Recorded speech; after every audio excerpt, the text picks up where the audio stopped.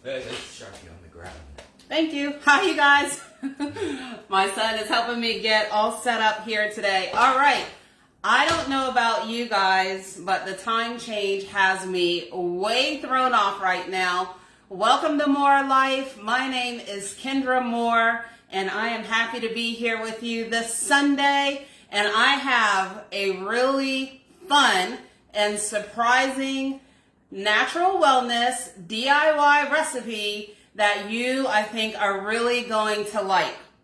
All right, so you guys give a shout out. Let me know where you're dialing in from, where you're watching from.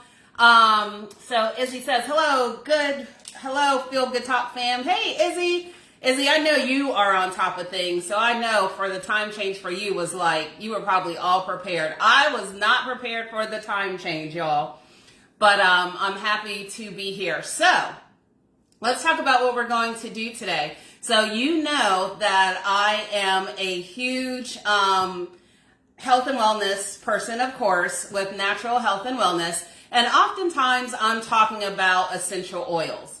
Now, I have been really intrigued by herbs, and I'm not an herbalist. That is where I see myself going next, getting more into herbs.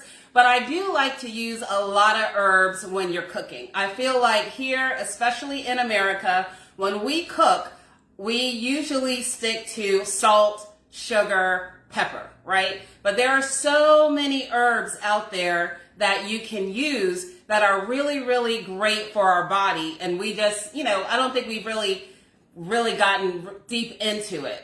So I actually am going to show you an herbal recipe today. And yes, it involves some alcohol. I have Brandy, and it is for your health and wellness. So what I'm going to make today, and I've only made this once in my life, it's called a cordial. And a cordial, it's interesting. I actually signed up for an herbal class, and they said, we're going to make a cordial. They made great gifts, and it had the herbs listed. And I was like, oh, that's great. So then I go to this class, and there was alcohol on the table. So I was like, well, this is going to be a really fun class. We're going to have alcohol and make this this herbal gift. Well, then that was my first time that I learned about cordials.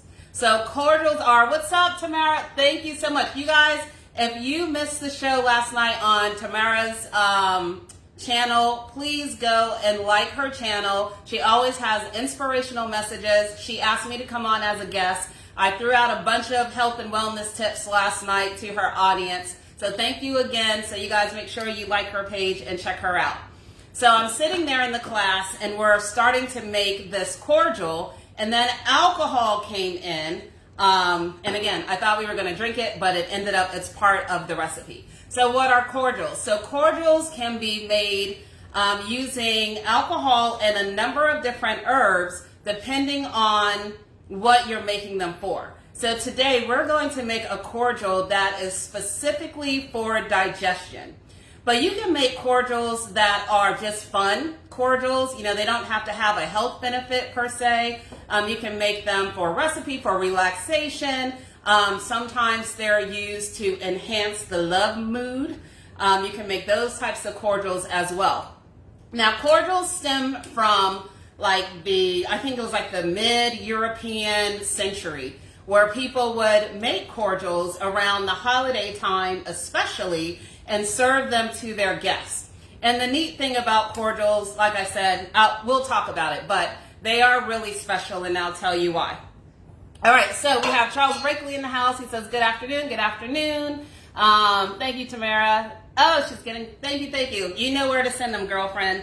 All right, so this cordial that we're going to make is for digestion. And so we have some herbs here that are great for digestion.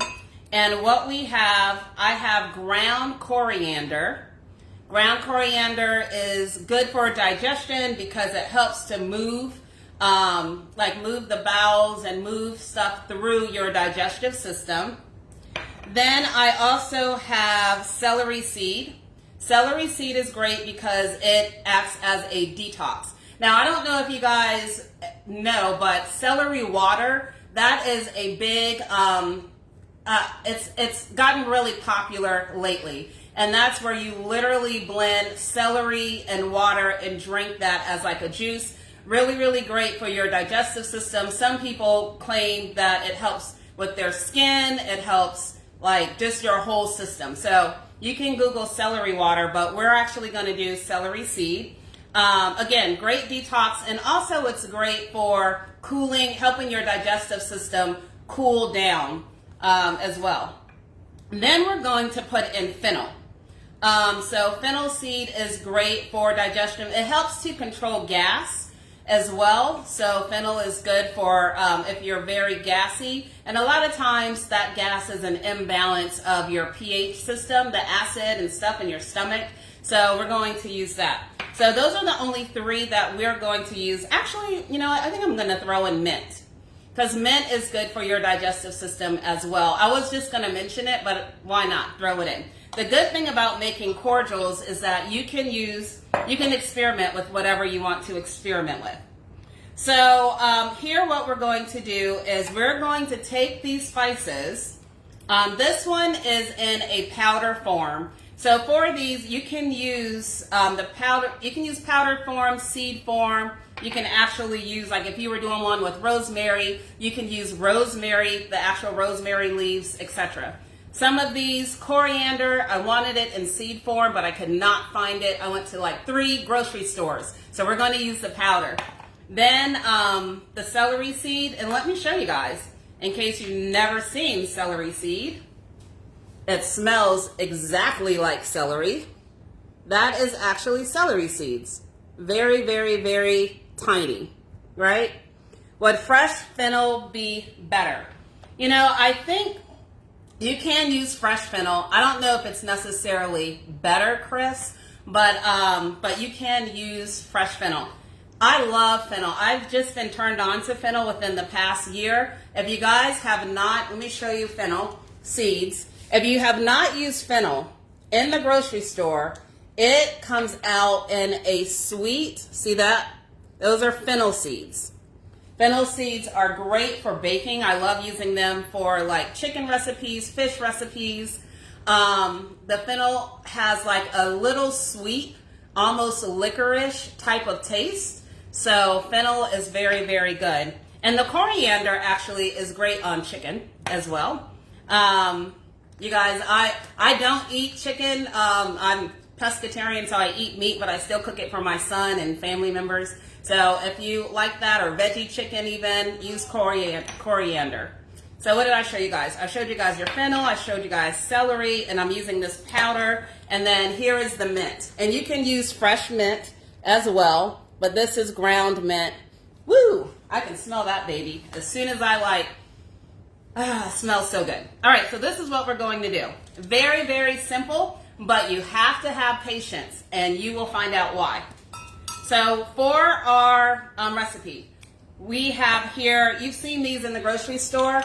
So a lot of times you use it to grind up your dried herbs, for example. So we're going to use this mortar and pestle to grind up what we have here. All right, so I'm going to go with my fennel, and I am going to use 1 tablespoon of fennel. And I'm putting it all in here. Again, it does not have to be exact, right? So I'm going to put that in. Let me move this out the way. You guys, I told my mom I was going to do this recipe today. And I said, I'm doing a DIY recipe using alcohol. And because of my previous ones, she was like, so should I go get some gin? Ha ha ha, she was joking. And I was like, oh no, we're using brandy, right? She was like, really? I thought you meant rubbing alcohol. And she was like, and on a Sunday, Kendra. So forgive me that we're using alcohol on a Sunday, but it's all good. All right, so I'm using a tablespoon of that. I am going to put in almost like a teaspoon of my mint, right? So I'm going to put in a teaspoon of mint in here. And then next I am going to put in, let me set these aside so I don't double it up. I'm going to put in a teaspoon of the celery. And it's amazing. When you open these things, you can like smell it. It smells so good. This is all going inside of this mortar and pestle here. And then my coriander. For my coriander, I am going to use 2 teaspoons here. And I'm just eyeing this, you guys. But putting 2 teaspoons in here. So now, you know what else makes this fun? Is that you really feel like a legit herbalist because you have to mix all of this together. So we have all of that in here.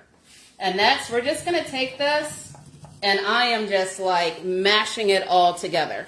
So that's getting all of these flavors combined. Do you guys use mortar and pestle? Have you used that before? Is it Catania? That's a beautiful name. She says she can smell it. I know that's right. Smell-o-vision, they don't understand. We don't measure. We just know what it's supposed to smell. Exactly. My sister and I are so opposite when we cook. She is a measurer, and I am just like, oh, just use a little bit, sprinkle a little bit of this, and use a little bit of that. And she's like, Kendra, how much? I'm like, I don't know, just like a little. When I'm baking, I definitely measure because baking, I think, is more of a science. There we go. So I'm crushing these all up together. And once you get them all crushed up, the fennel is a little difficult, so it's not going to grind to a powder. But you will start to see, y'all, I'm not even lying. This does smell very good.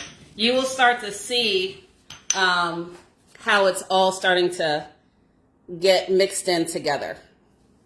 All right, so after you do that for a while, then what you are going to do is you're going to have an airtight jar. Typically, a mason jar is good to use for this. And you want a food grade mason jar. They sell those at like Target, at your kitchenware stores. But you want it food grade because the food grade has like a special seal on the inside where the top isn't just all metal, right? Because the metal will be very corrosive. All right, so I'm done with that. So now what I'm going to do is I'm going to take this, smells so good. Can you imagine? You can use this for cooking. And I'm just going to put it in my mason jar. And this is a jar, it was a food jar that I had. It held something else. And for my mason jars, when you guys buy foods with that use a mason jar, when you're done, save those mason jars. Don't throw them out because you will be surprised how useful they are. So I have that in there. And next what I'm going to do is I am going to put in the brandy. Now you're going to want 1 cup of brandy in here. And there we go. So we're doing 1 cup. And what you're essentially doing is that we're going to infuse the herbs in with the brandy. So, Katanya says, that's me and my big sis. Yes. Yep. Oh, my bad, sis. Oh, she said she can't bake. Oh, my bad. You can't bake. Yeah, I can barely bake. So I'm adding this together. Right? So this is 1 cup in here.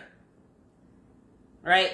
So this was something else, so I took the label off as much as I could. Now, actually, lemon essential oil will take all of this out. You guys, I know, I got to throw in essential oil somewhere. But if you ever have a sticky label that you cannot get off something and you have lemon essential oil, drop it on those pieces, let it sit for a few seconds, and you can peel it off. Unfortunately, I don't have any lemon. I could not believe it when I went searching today. I have grapefruit. Grapefruit took it off somewhat, but the lemon. So this is what we have. So we have our brandy and our herbs. And now we're going to mix it together. Now here is what makes Cordials special and why it isn't bad to make this on a Sunday. Because Cordials involve infusing. Infusing means that it has to sit for a long time. So this right here that we're making today, we are not going to drink this until 4 to 6 weeks from now. And it sounds crazy, but I'm going to give you a little bit more information on why this is actually good. So what we do is you shake it around, and then what you do with your cordial is you store it in a cool, dark place, and you let it sit. And we're letting it sit because we are letting all of these flavors marinate together. And after about a couple of weeks, you can start to taste it a little bit, like sip it a little bit, just so you know, like, oh, I need to add a little bit more, fennel, for example, or I want to add a little bit more of this or that, just to kind of tweak the taste. So you let it sit. Now, what happens after you let it sit? Hot water. I don't know what you mean by hot water. Oh, she said you don't know about mason. Okay. They don't know about mason jars. I used to have to pickle. I've never done that, but I would love to learn how to do it. Yes, fermentation. Yeah, so it's going through like a fermentation process. Now, fermentation actually is when it starts creating kind of like an acid type of thing. This is more like this infusing process. So let's fast forward, right? So, and again, this is what makes a cordial special. So when someone comes to your house and you serve them a cordial, it's special because it's something that you've taken your time to make. It's something that you've taken your time to sit, and you shake it every once a week. You just, get it out the cabinet, give it a little shake, put it back in. So a lot of effort in terms of not effort to make it, obviously, but in terms of letting it sit, letting it really infuse goes into here. And so when cordials were served back in the day, it was something that was really special. And so a lot of times they reserved it for the holiday season. This digestive cordial is really great to make in advance of, for example, make it in advance of the holiday season. Because because we're doing a digestive one, what do we do during the holidays? We eat, right? Thanksgiving, Christmas, even before summer. For this, I'm thinking the summertime. Because what do we do summertime? We eat barbecues, birthdays, going out on trips and stuff. And sometimes you can just eat so much, we've all had it, or your stomach feels just so blah. This cordial, you would drink it after you eat your meal. That's when you would have your cordial. All right, so let's get to the good stuff. So let's say this is sat now for at least 4 weeks. And by the way, the alcohol that you want to use, this is 80 proof. You want at least 80 proof alcohol, especially if you're using the fresh herbs in this recipe, because you want that alcohol to basically kill any bacteria on those fresh herbs. So at least 80 proof alcohol is what you want to use. So now we're going to fast forward, and we're going to say, oh, okay, it's been 6 weeks. We need to drink this, right? Or we want to drain it. So next what you want to do is drain this cordial. And, oh my gosh, you guys, even this smells really good. You can use brandy, you can use gin, you can use, what else is out there? Brandy, gin, you need something, what's the other one? I'm losing my train of thought. But you want to use a high proof alcohol to your liking. So then what I have here is a cheesecloth, because you want to drain this, but you want the herbs to stay inside. So what you would do 4 to 6 weeks later is that you would drain it out using a tea cloth. So I just have this over the mason jar. You can use a filter, but right now, I couldn't even find a filter in the grocery store. It is hard to find stuff in stores nowadays. So I'm putting it over the mason jar, and I'm draining it in my measuring bowl. You guys, the other great thing about using this, doing cordials, it can literally last for 10 years. Literally. 10 years. in your cabinet. So it's not something you have to drink like right away. And then what they used to do, so this is the cordial. So again, pretend like we are 6 weeks later and we're preparing for maybe like a big barbecue because summer's coming. We're never going to pig out. People are going to pig out. We want to have this cordial here ready for after we eat. To make it really nice, what you would do, and I know this is a big jar, so I would technically make more of this, but what you would do is you would pour this, oftentimes this is what they did. They poured it into a nice, narrow, pretty bottle. And you can find even the bottles at like Marshall's and Ross, even if you go to like the dollar store or thrift stores, you know how they have those really pretty amber bottles or, you know, colored glass bottles? You can use those. And then you would pour it in your bottle, and this is where you would serve it out of. So technically, you know, I would make a larger batch in order to kind of fill this up to probably about here. And then you would store this in a cool, dry place. And when people come over, then you would serve them the cordial. Now, in terms of serving the cordials, let me get something really quick here. All you need when you go to serve the cordial is this is not drinking to feel some kind of way. So this is literally a little sip that you are getting. I'm going to use my glass. In order to help your digestive system digest everything that you just ate. Oh, and you would also add, you can sweeten this with honey. So, sorry about that. Before I poured this, I should have sweetened some with honey. So, I'm going to do that real quick. Sorry, I'm going to pour it out. I'm going to grab honey in from my cabinet. And I know I have some, or you can use sugar, but honey is so much better for your digestive system. Give me a second. Where is my honey? Shoot. All right, well, I'm not seeing my honey right away. I use it a lot, so Lord knows where I put it. Ah, here it is. All right, so I have honey. So what you want to do after you let it sit, before you serve it, then you want to add your honey to it. And after you add your honey, then you're going to mix it. And the honey is what's going to give it that sweet taste. And that sweet taste is what really is going to capture people when they drink it. Now that we have the honey in there, now you pour it into your beautiful serving jar. And that's it. When people come over, then you serve it to them. Still have honey left in there. You would serve this to them, and you would only serve a little bit, like this much, literally. That. And they actually have serving cups that you can use for cordials because it's not a lot. Again, it's just to drink it, give you a refreshing taste, helps your digestive system after big meals.